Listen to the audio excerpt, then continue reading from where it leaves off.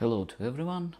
As disability is one of the main topic of my channel, today I decided to talk about memory problems and how to solve at least some of it, and also about helping people with some kind of memory problems. For example, ADHD people sometimes suffering from memory problems, especially short-term memory. I'll be talking only about things which already worked for someone and also which can work for you. So it's not like gumble mumble, it's only the usefulness and only the thing you can try, check out, and maybe you would get something useful. The memory problems which ADHD people have sometimes can be solved by making a system. So it's consistency, but consistency it's quite wide term and not necessarily would explain what I mean. What I mean is like you bring the system into your daily life. It's like the system routines. You always put your most important bag, pouch, whatever, with the keys, with the wallet, on the front door, and without touching this thing you will not be able to even open the door because it's exactly on the handle of this door. So by opening the door when you be going out, you will definitely notice this thing, you will definitely not forget it. For example, keeping the common things in their common places. It's like sorting, and it's not about the beautifulness and not about the style. No, it's just about consistency. So if you put always your medicine into the same bag, into the same place, it would be easy to remember to find it.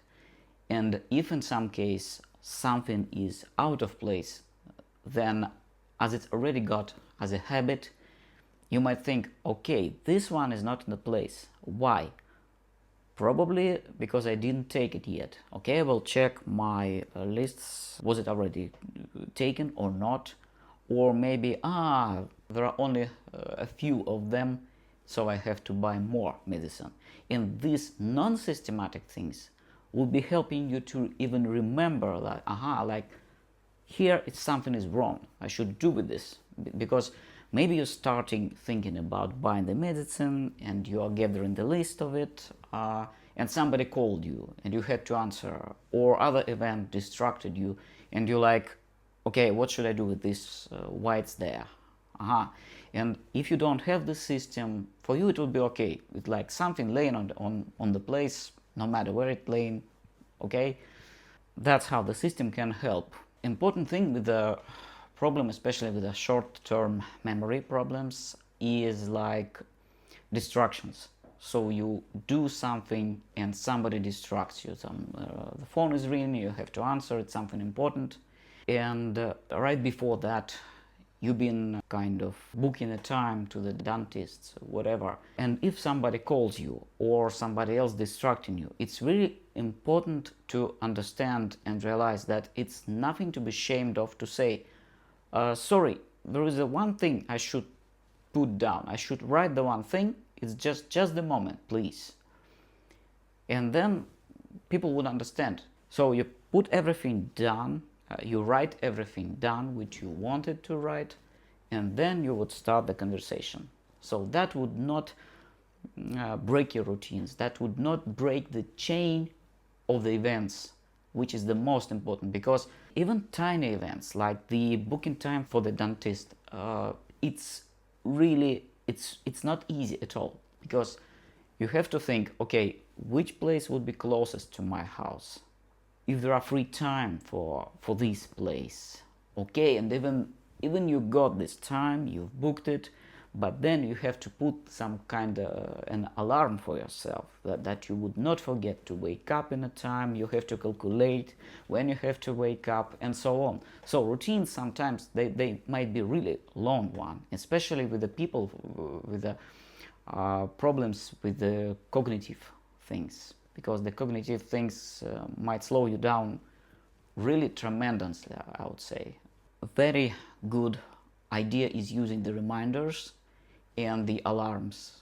Reminders can have this repetition functionality. I've made already a video about the reminders. You will find the link in the description, and the QR code, and maybe also video would appear somewhere here. Reminders can be triggered upon your arriving to some place, to home, office. You get there, smartphone checks the GPS.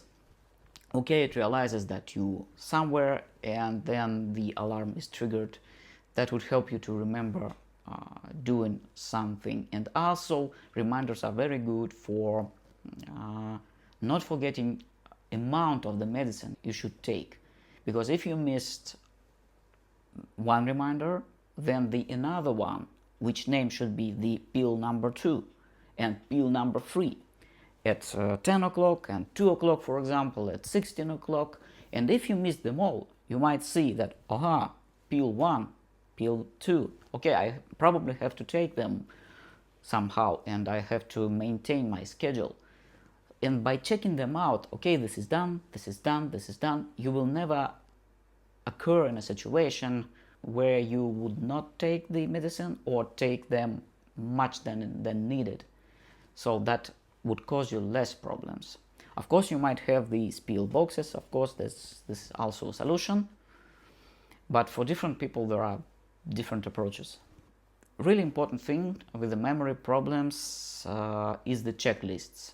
You can do them both digitally and mechanically. The digital way is you can turn your notes into the checklist. You just have to select the notes. Each note should be on its own row, and then you just press the button for the checklist, for example in the iOS or on the iPad. And then all of these notes, they turn into the checklists, and you can check or uncheck them in order to remember what you already done or haven't done. For example, the cleaning process. For some people it's really easy. Someone can say, oh, just start cleaning from top to the bottom, nothing difficult, you know. But it's difficult sometimes because the distractions. And if something is laying in the wrong place and you know that dust will be falling, you have to move it away.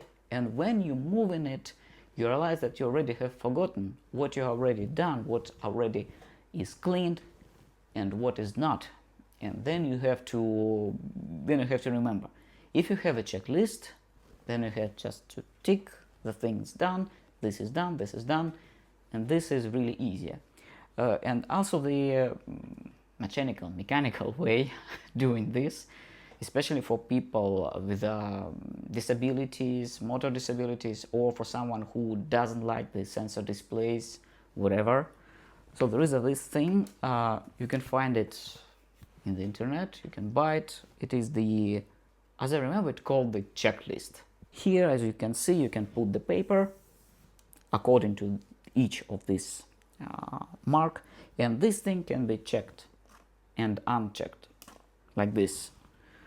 So really easy way, but I would recommend you find some good solution. Don't buy the cheapest ones, because the cheapest ones, they are really easy to move, and in some cases this thing might shift accidentally and you will miss something. Not the best solution. Even if you already got the cheapest one, try to fix it by using the small screws. You just drill the holes, you just put the screw, and by this screw you can some kind of tight this surface in order to make this movement more difficult, in order to prevent the accident movements. So this thing is really useful, simple. Regarding the other type of mechanical devices which you can use, for example, for counting something, you can use this thing. It's the mechanical counter, and you can just put it into your palm and you can press like this, and as you can see, number is changing. And also you have an opportunity to reset this number back to the zeros. This thing helping in terms that you don't need to keep the smartphone in your hands, and that's really easier to just press the button and remember something, the amount of something, and this thing just stays Nothing better is, of course, it stays forever. Regarding memory topic, one of the first things that came to my mind is the one movie I watched once. That was the really special one. This movie called Memento, and the year is 2000, by the Chris Nolan, if I'm not mistaken. And this movie is really amazing one in terms of system, in terms of consistency. Dude have a problem with the short-term memory, and he has created his own system. Of course, it had some bugs. Sometimes he was writing the wrong facts and wrong things that people were telling to him. But this is another topic. This is a kind of about how often you agree with people or not. Do you have your own mind, or are you conform one? So it's another thing. But at least this guy has made his own system. He had been using the tattoos for the most important things in his life, and the Polaroid photos with the notes attached to them for the less important things. And in this movie, sometimes it led him to the wrong situations, the wrong facts passed there, but eventually the system worked, and he at least get rid of one of the main problem in his life. If you haven't watched this, and even though you don't like the movies in general, which I really understand in terms of how low the quality of the movies, I'm not talking about the resolutions and so on. No, I'm talking about the scenario and the thankfulness and the thoughtfulness, and about how beautiful the movie should be in terms of logic, consistency. So this movie is exactly this. This is the wonderful one. If you like the logic, you would probably like this as me, or maybe at least you would get some points of it. The second part is the finger exercises for the memory improvements. And this thing I found when I've been looking about the mnemotechnique and mnemonic things. And about the mnemonic I'll be talking a bit later. It's not the thing which many would think of, oh, it's when you use the same sounding word but for the different meaning, or you use the associations. Somehow yes, but in general the mnemotechnique is much more complicated, and this is like a spaceship. Is really wonderful technique. It's the system which, if you use properly, you can achieve tremendous results. You can really do a lot. You can keep in your memory the number information. You can keep in your memory even foreigner words. You can have the topics for your lection, whatever, are just in your mind, and you will be able to repeat these topics for the lection in the forward and backward, so reverse direction. So about this I will be talking a bit later. But regarding the finger exercises, that it's been found that they improve the cognitive abilities, so they enhance the cognitive stuff. And the typical finger exercises is like when you take in your thumb and index finger, you tap them together, then you release, and then the second finger, you tap this with the thumb, and then next one, and then next one, and then in the reverse order. So like pam, pam, pam, pam, pam, pam, pam, and other fingers should stay in its place. So it's like, it should work like this. You have to prevent others from moving. And these things, actually, they look really kind of easy, and for somebody maybe it looks just kind of ridiculous, but in reality, yeah, sometimes it helps adjust your mind, that it would be able to create more conjunctions, more connections, because memorizing things is the constantly creating of the new connections between the facts, between the thoughts, and so on. So that's how the cognitive thing works. You can find just a bit more about these exercises in the description of this video. Also, playing music instruments might improve your memory, because while playing something you cannot make mistakes, because your ears would be just right away hearing it. And I'm not talking about guitar when people are playing like dam dam dam dam dam dam dam dam dam. No, it's like when you taking the different strings quite fast, that you're really playing the melody, not like the chords. Or for example, the piano playing, when you have to use both your hands and play the melody, not just the chords. That might also improve the memory. Regarding the mnemotechnique, I found once the book about the mnemotechnique by the author Kozarenko. That was a really interesting one, and he been talking about the so-called electricity memory. That's how he called it.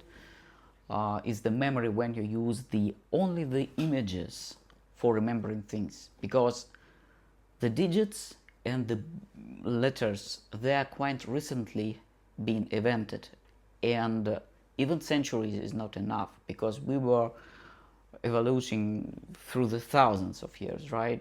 And these letters, it's like jumble gumble actually for our at least subconsciousness. It's nothing, which is why it's not easy for us to remember long sentences, to remember the long numbers, and so on. So what the technique which this author has described, he called it the Giordano Bruno memorization system, or in short, maybe you will be finding this by the GMS. I don't know what exactly Giordano Bruno been talking about in his book, because it's like difficult Latin, and people were even translating this, they were having kind of difficulties. But the book I read, the idea was that your brain can easily remember the images, and your brain can easily make junctions between the images. So it's like you take the base image of something. For example, you would like to remember somebody's number, and you remember the beautiful piano in the apartment of this human, and you might use this piano as the main base image, into part of which you will be attaching the smaller images. And the smaller images, they are kind of numeric alphabet. So it's like from the 00, 01, 02, and so on, etc. until the 100. So yeah, it's not easy to keep in the mind 100 of images, but for someone who would like to remember numbers in his memory, it worth the effort. So each image for each number, like 00, 01, 02, and so on, is generated by the different pair of the consonants. It's like we would use M and N.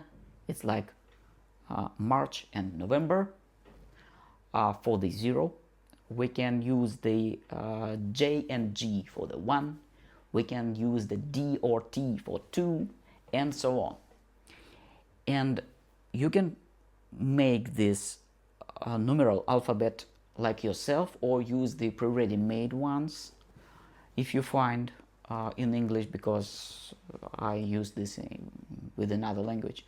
So, and you take this piano, and you can find the 4 base things of this piano. It's the lead, which might be beautiful. Better you remember it, better you imagine this, and closer you imagine this, better the result will be. So also we have this note stand, right, on which you can put in the notes. Then we have the keys, and then we have the piano legs, and then we have the pedals. So it's like from top to bottom, and we have now, for example, 1, 2, 3, 4, even 5. So I found 5 base places to which you can insert imaginary, insert the smaller images. And for example, the first two symbols are 0, 0, and there should be word with the MN. Let's take the monocular, for example. That would be the symbol for the 0, 0. So what you do is you imagine the lid of this piano and you imagine the monocular somewhere seen. It should be real. It should be realistic looking, as realistic as possible, because better you imagine, better results will be. And you like insert this monocular into the lid of this piano. Just, it's really important that the smaller image should be inserted in the part of the base image. So you like insert this monocular here, and you imagine this stock there for 6 seconds. It's how our imaginary so-called electricity memory works. Like when we imagine something within these 6 seconds, this thing stays in our memory for a while, the same way as if we would see it in real. Actually, this is really interesting fact, which I didn't know before I started learning about the mnemotechnique. And it's really interesting. So you imagine thing, you keep it in your mind within the 6 seconds, and it stays in your mind like if you would saw it in reality. It's really huge. So imagine this. Then, for example, the second two symbols are 5, 5. So it should be something with which starts from the consonants P or B, and then should be the P or B, and then no matter. So it could be the paprika. Okay, so 5, 5, paprika, because P and B, it's the 5. So we have to insert the paprika. So you imagine it close with all the details. It's a bit curved. It has its color. Maybe you feel the smell. Okay. So you insert it into this small base, which is also a bit curved. So you know, like these curves are made in order for these notes not to fall out, because these curves would help you to distinguish these notes stand from the lead, right? Because lead had its own kind of texture, and this thing has its own texture. It's easy to not misplace them. So you insert this paprika into this note stand, and you imagine them together for 6 seconds, really close, like, you know, like this. And then you continue. Then we have the keys, right? And so on and so on. So you insert into the keys, into the piano legs, and into the pedals if needed. Then you repeat it from top to bottom, just kind of remember. Yeah, I remember it's there, it's there, it's there. Then you just make the zoom out, and you see the whole picture. If that would be able to imagine, this is really, really good. This thing is remembered. And the next time you would repeat it in a few hours, then in a few days, and then in a few months. And if you would be using this sometimes, like once in a year or once in a few months, you would be remembering this thing. For example, you have to remember many numbers at your job place. Maybe you are working on a plant, whatever. You don't need to use all of these long lists or whatever. You can just keep it in your mind and use this as needed. The same goes for the foreigner words. This is more difficult because for each part of the word, you would have to create the symbols. And I remember I have counted, you have to create around 400 symbols for different for 3 letters, and there are 2 consonants of them, and then other 3 or 4 letters, and so on. You would use them to remember the words, how the word should be pronounced. It's like for remembering how will be the book in English. You would imagine the book, right? And you would put into its lead some part of it which is like boo, and then between the pages you would put something which is associated with the K, and that would be book. And when you see the book in your mind, imagine you automatically see all of these symbols, and you, okay, it should be pronounced like a book. So that's how it works. Quite complicated approach, but this explains how huge, how difficult, how interesting the mnemonic science is, that you can create the system. Another really good system for the mnemonics, which mnemotechnic, which can help you remembering the topics, items, if there are lots of them. And you just, for example, topic for your conversation, topic for your lecture, whatever, especially if there is no any opportunity to use the technical solutions, or if you cannot in these situations. So it's the so-called Cicerone method. It's really wonderful method. You have to keep in your memory imaginary, for example, your apartment. When you come in, and what you see on your left wall, all the items, one by one, what goes first, what goes second, and so on and so on. It's alone you walking in what you see from the left. Then you turn, then you come into the room and you turn to the left, because we would like to walk clockwise, right? And then you see all the items, and then you go along the right wall, and then the finish point is the door, main door.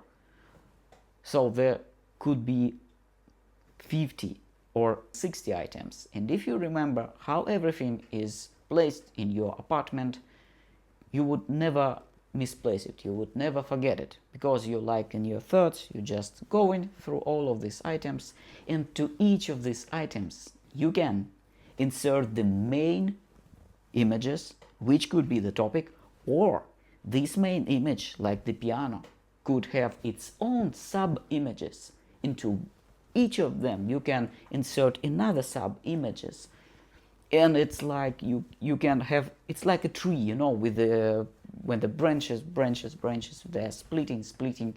That's how it works. It's really interesting.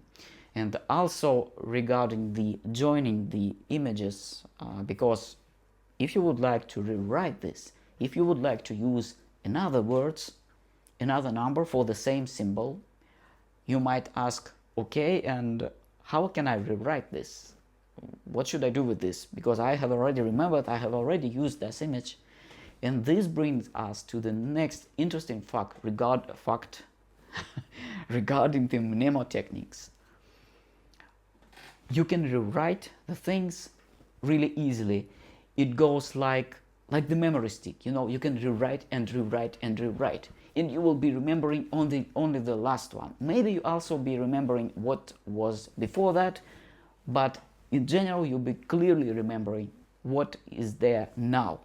And when you see the image, you will right away see these parts, and you will right away see which is attached to this, all of these parts. And you can also pronounce the numbers like in reverse mode. So this is how the mnemotechnic can help you. And it's more than just associations between the words. So if next time somebody tells you, oh yeah, the mnemotechnic, yeah, it's where the words sounds the same but mean different, or meaning different, but it's not like that. The next thing is about how to maintain the repetitions, how to bring something, some consistency, some system into the habit, how to shift this there.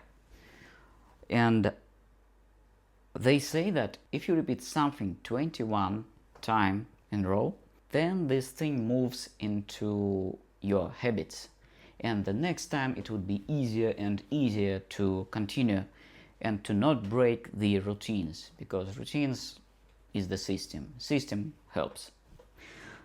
So but this, it's not sufficient, because we like, okay, 21 day, but how can I motivate myself? How can I help myself in order to not break this rule, in order to continue and continue, that it would be moved into the habit. This is the thing which is so-called motivation, positive reinforcement.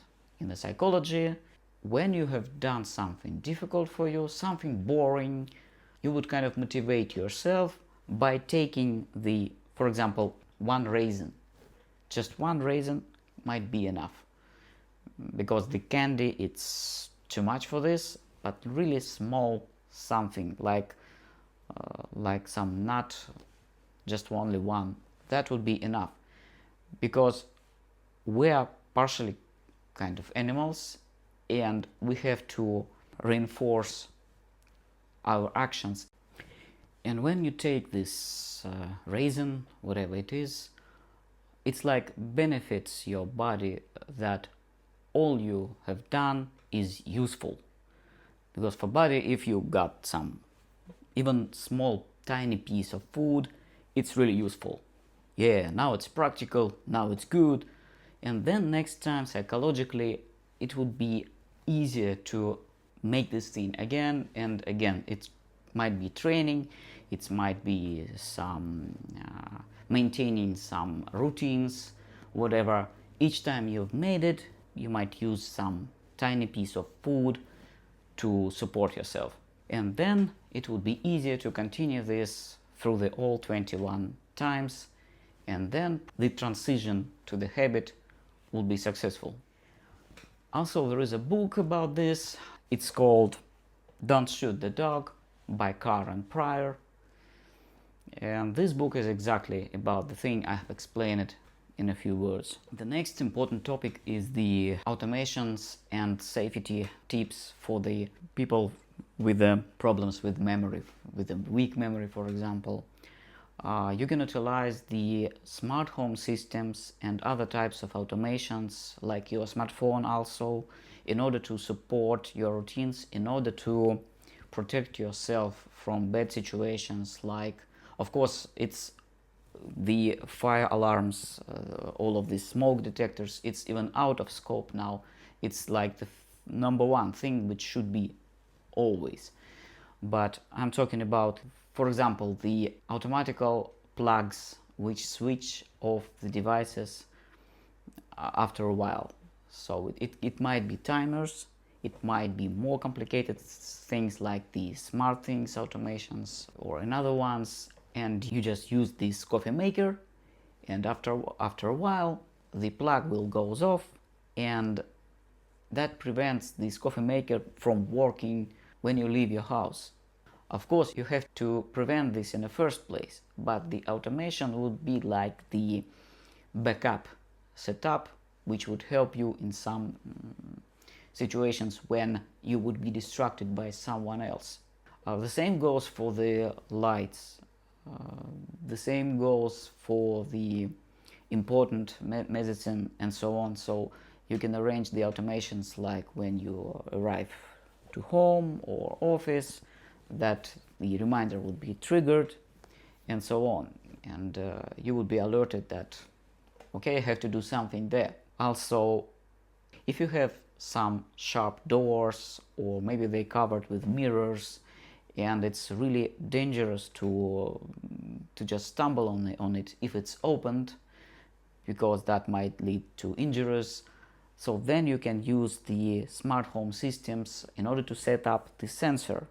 And the sensor, if this door is open too long, that would trigger the lamp color to be changed to the red one, and other lamps would be switched off, because the red light is not so noticeable if other lights on. So you have to switch everything automatically and leave just only this lamp which is above this door or whatever, something dangerous which you have opened and forgot to close, and that would be the red light, and if possible that it would be blinking like I did, and that would be in another video, which would be especially for the automations and things helping count the medicine and so on, about the NFC stickers which you can use for triggering the automations, It's like you just bring the some medicine with its own NFC sticker to the phone, and some automation runs and it tells you, okay,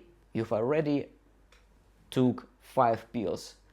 If you would like to take the 6th one, just bring this stuff again. And you bring it again, it checks the file when it's been updated, and if it's been updated recently, so that would add +1 to this, and that would tell you, okay, in the voice, okay, that would tell you, okay, now you've got the 7th one, today you've got the 7 pills. That would be the really wonderful, I believe, for many people. And you just, by bringing different packages, you can calculate this. Also the way, of course, maybe not the most easiest, but also the way. In terms of automations, like SmartThings, for example, has its own buttons which have the temperature sensor in it. And you can put one of these buttons above the stove, above the some heating electrical devices, like the toasters and so on. And if something left on for a quite long of time and roll, like 20 minutes, the sensor just measuring the temperature, and it stays like this for 20 minutes, and it goes, and the alarm goes off. So like you would receive notification, or your relative would receive the notification. Also, you can automatically take the pictures from the camera. Also, you can switch all the lights, or you can change the color of the lights, and that would tell you, aha, I've forgotten my toaster and it's still working, so probably I have to switch it off. And the last important thing is the information maps. It's like in the movies cops do, they put all the things in the schematic plan into the wall, and they just move the kind of links, so they link in the things. It's like the main, for example, main suspect, and you just draw the lines that, okay, these guys, this is these facts, or for example, the art making, and you have to keep in mind like thousands of facts, thousands of things, in order to not forget how to make a good art, whatever. You have to know about the proportions and so on, and you can make a big schema, big plan, where you could put the things and you can relink the things together, and you would see how everything is relating to each other. That would help for people with a good visualization perception to maybe rethink the things, to maybe realize something, to make the decisions and so on. Because if you just put something into the list, it's just literals and literals, numbers and numbers. It's nothing for your brain. But when you see it schematical, when you see it as a plan, aha, okay, actually maybe I can bring this together and that would work. And you try it out and it works. And with this, all of this black and white list, you would never figure that out. So these plans and these schema approaches you might also try to use, because I know people who really using this and it helps them a lot. Thank you for watching. I hope that video was really useful and you know what to do with all of these buttons.